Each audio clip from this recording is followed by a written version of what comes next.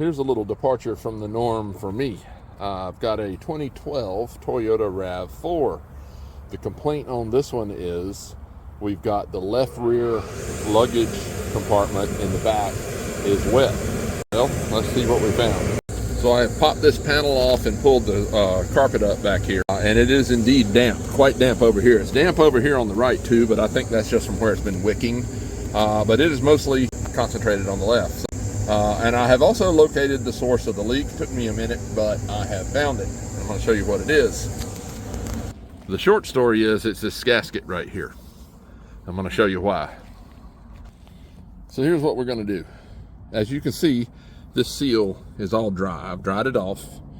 And what we're going to find, I'm going to see if I can show it to you from inside, but the water is supposed to get in right here. It's supposed to go down here, and the seal's supposed to just keep it outside of the car and go down here and just go on out onto the ground. Well, what it's doing is it gets up on here, and that's fine. It's supposed to get up on here, and that's no problem. That's what all these ridges are for. They're sort of little channels.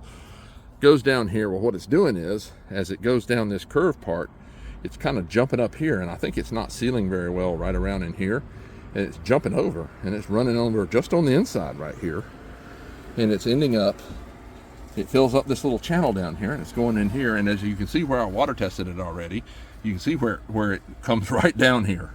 All right, so let's water test it and see. So here we're going to hammer it, right?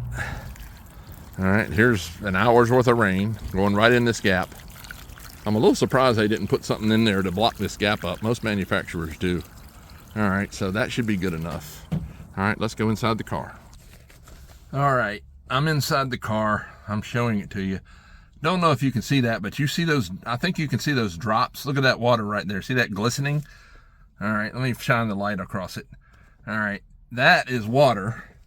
And there it is right there. A little bit right there. And it starts, the earliest I can see it is right about there, which is right about that curve I showed you. So what it's doing is it's doing that, and then it crosses over and gets into the car.